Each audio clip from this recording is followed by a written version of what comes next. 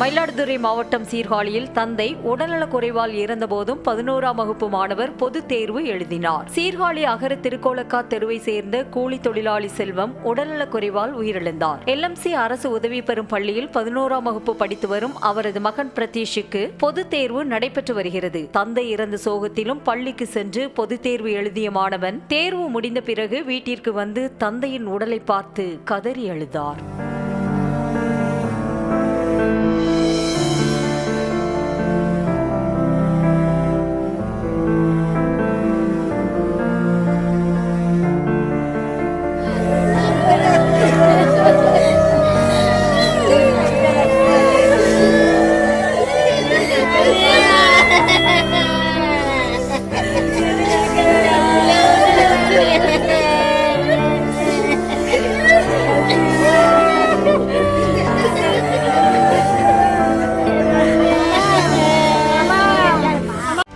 செய்திகளை உடனுக்குடனும் துல்லியமாகவும் தெரிந்து கொள்ள சப்ஸ்கிரைப் பண்ணுங்க.